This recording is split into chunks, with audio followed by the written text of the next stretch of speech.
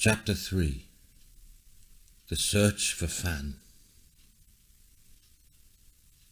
For an entire day, a sombre Jilu sat at the graveside of his fallen friend. He didn't want to feel alone at this time. The impact of this terrible death had shaken him to his core. He couldn't cry any more, and his lips tasted of his own sorrowful tears. Raw eyes looked at the small, pathetic pile of earth where San now resided forever.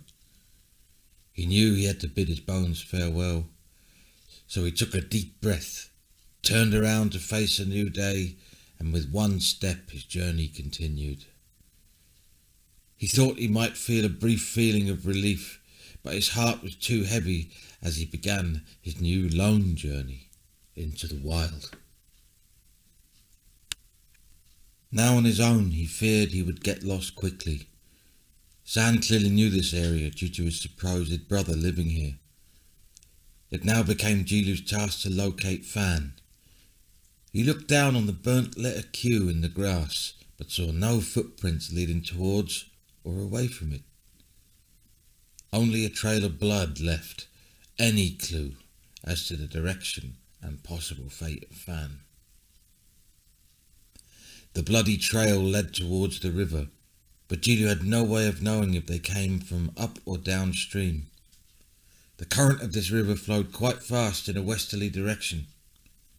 He assumed this was heading downstream.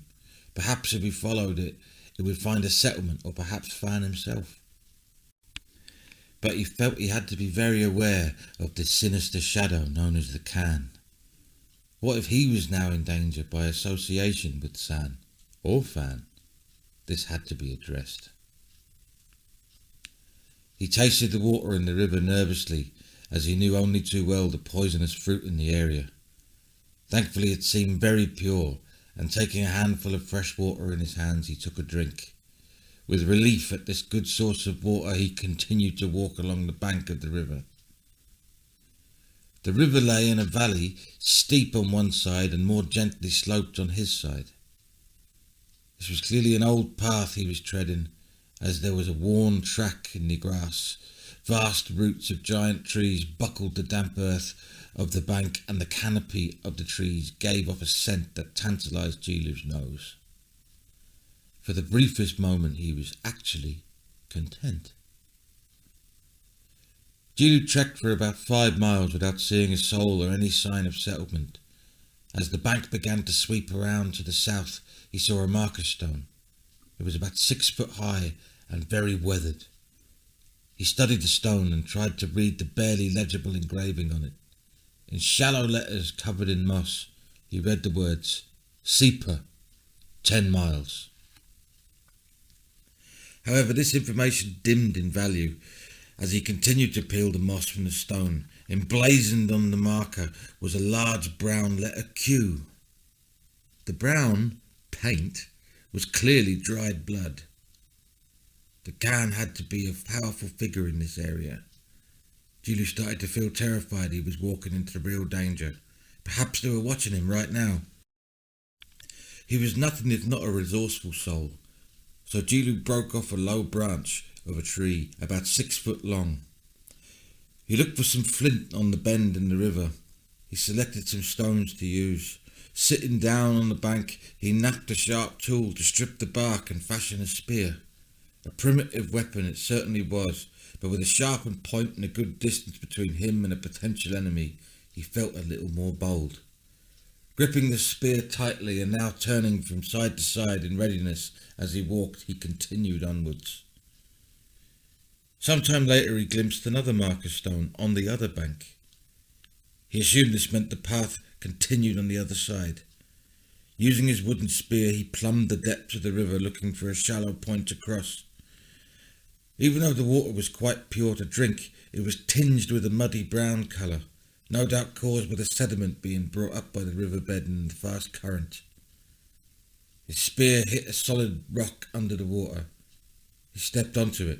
It lay about a foot under the cold water, but could possibly be a stepping stone. Jilu's hypothesis turned out to be correct. In a zigzag pattern was a series of submerged stepping stones. Feeling his way with the spear, he navigated the river crossing. The marker stone read, "The City of Sepa," with an arrow pointing towards a set of worn steps leading up the craggy hillside. The steps had water flowing down them and were partially overgrown. Gilu now used his spear as a climbing aid. The steps went on for a long way up the hill and were so slick in places it felt like he was walking on ice. This was obviously an old stairway, not used for decades. As he climbed, the landscape got a lot less picturesque. The trees grew thin and the rock became more and more jagged. His fear returned a little until he reached the top. As he reached the summit, he stopped in his tracks. Spreading across his eye line was a huge city.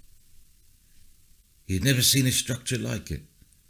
Ground was too weak a word to describe this unknown place, yet strangely it seemed completely empty, without a sound emanating from its walls. Gilu imagined that he might at least get to speak to another soul. This was the city of Sepa for sure, he thought. Gilu remembered San saying there was ruined towns near the battlefields. Perhaps this was where he intended to lead Gilu on their journey. But these were no ruins, just abandoned. Leading from the top of the stairway was a now rutted stone-flagged road, running up to the large gate of the city. The road was roughly 30 feet in width, and although it had now had the surrounding vegetation encroaching, it was nothing Gilu had seen before. It dwarfed the tracks and hollow ways that cut across the old Pano landscape. As Gilu approached the gates, the road forked off into two paths. One, the road he was on, and the other was a narrower road, heading downhill far into the distance. Gilu noticed that it was covered in what looked like soot, and there was a definite smell of burning in the air. Looking up at the gateway, he saw another large letter Q above the pointed gate arch. This time it was chipped into the keystone. This meant business, Gilu thought. He held his spear in front of him. It shook a little as his nerves were running wild. The gate was slightly ajar. Tentatively, he peered inside. He saw empty streets, towers and walls overgrown with weeds and ivy. There wasn't even a breeze whistling in the air. No animals roamed the streets, not even birds flew or nested amongst the high walls. It seemed to be completely bereft of life. As hard as Gilu tried, he couldn't force the gate open wide enough to squeeze through. Even using the spear as a lever failed to gain him access. He pondered for a short while on his predicament. To his right he noticed a dense crop of ivy and nettles with what looked like a step on the top. Probing it gently with his spear, he felt another step below it. Maybe this was an alternative entrance. He carefully cleared the nettles and saw a small hole leading to a spiral staircase that led under the walls. Quietly he entered the hole and slowly descended the stairs. At the bottom it was nearly pitch dark. Only small holes in the walls let in pinholes of light. He couldn't help thinking about that night on the battlefield under the stars. His eyes gradually adjusted to this dim cellar. In the constant shadow he could make out shapes of pots and pans. This probable kitchen had not prepared a feast in many moons. On the other side of the room there was a silver horizontal light on the floor. This light was creeping under the threshold of the wooden door.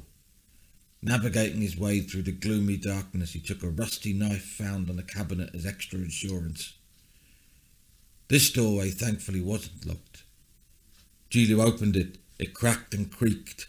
A film of dust dropped like a sheet from the doorframe as it moved. Venturing through, the city of Sepa was now apparently unlocked to him. Outside was a very overgrown, sunken courtyard. Old carts with broken wooden plank wheels, once again completely abandoned. Where the fuck is everybody? What am I doing here alone? Fretted Gilu. He realised he was completely out of his depth. but he made a promise to find Fan to his dead friend. With a little bit of courage, he climbed out of the courtyard into the streets of Separ. Separ was laid out in a gridiron pattern, with roads leading off in each direction of the compass. Looking down the large road he was now on, Jilu couldn't see its end. It seemed to go on forever. He saw the same black soot-like trail on the flagstones. Sometimes it almost resembled footprints. Hundreds of footprints. Following this burnt trail down the street, he was awestruck by the scale of the city around him. Huge stone walls rose up to the sky. This imposing and apparently empty metropolis reminded him of glimpses of old Panna's curtain walls, although he had never expected structures of this grandeur and height. Walking on and on into the seemingly endless city, something sinister slowly dawned on him. He had been here before. Below him seemed to be the same sunken courtyard from whence he emerged into Separ for the first time. In the sooty trail he was following, he saw fresh footprints. Carefully he matched his own foot to the impressions and realised these were his own. "I'm going round in fucking circles," he spitted in frustration. "How is this possible?" Using the spear, he decided to make a mark every 10 feet or so in the soot to see how he lost his path. After 20 marks in the soot, he felt a huge pang of terror in his stomach. He was back exactly where he started. "Oh shit, I'm trapped," Jilu realised. "How did this happen?" Every step seemed to take a blind corner, veering off into another direction, leading him further astray. He watched as the sky dimmed. The sun began to set over the high walls of Separ. Lost and possibly stuck here forever, the city looked more ominous than before.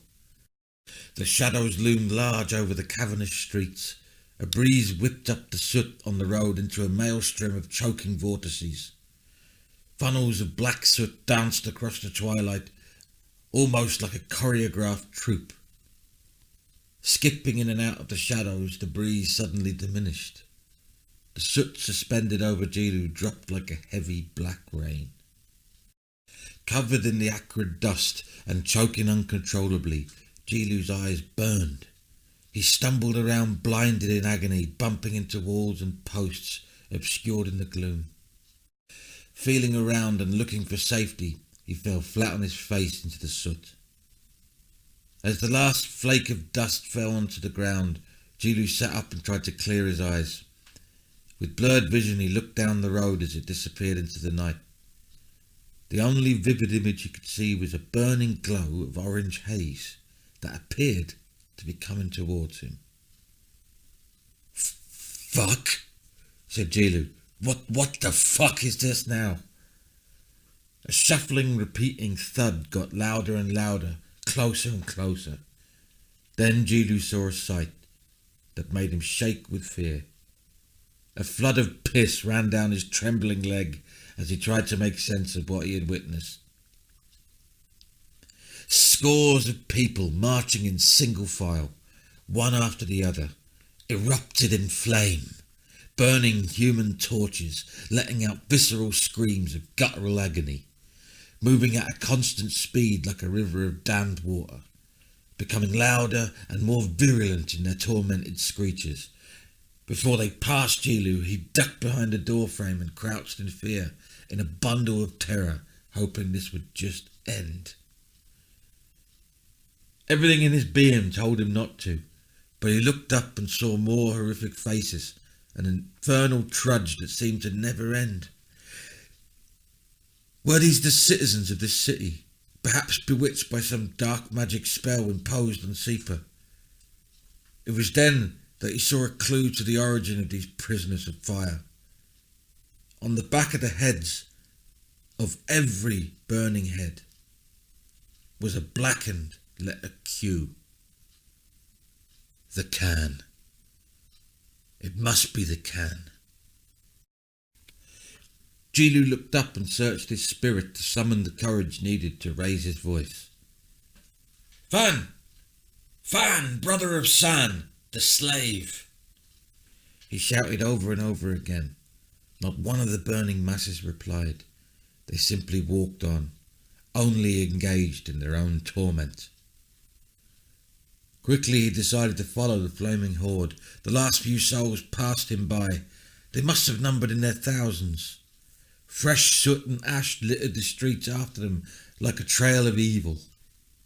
Jilu struggled to maintain the pace to follow them, but soon he spied the giant gate he saw at the beginning. Now flung open, the gate was illuminated by the passing flaming tide of sorry humanity. As they filed through, the stone of the gate seemed to sizzle with the intense heat. Outside the gate they took the other road down the hill. The sky even seemed to glow red, proving that this certainly was thousands marching. A sizzling sound on the road was all that was left. Along the trail after the fire was a glowing film of burning coals.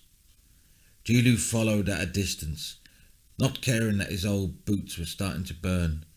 The road took a turn down another hill, leading to an open tundra, with the single road snaking through it. From the top of the hill, Jilu's eyes finally caught sight of the entirety of the horror. A multitude of screaming flames, standing in ranks of thousands, in a cacophony of pain, like an army ready for battle with a ready death wish. The morning sun peeked over the horizon to illuminate a shoreline of an ocean stretching into the distance. Although it was difficult for Jilu to rip his gaze from the flaming slaves, he briefly looked up at the expanse of water, and something odd caught his eye. A hazy blemish on the untouched horizon seemed to be approaching at a steady pace. The army of the infernal bodies in unison let out a gut-wrenching roar. Deafened to the point of agony, Jilu beat a hasty retreat away from the shoreline. All he could do was watch the new dawn break with the approach of what could only be a new threat. The smudge on the horizon started to come into clear view. The burning masses fell silent, a terrible silence.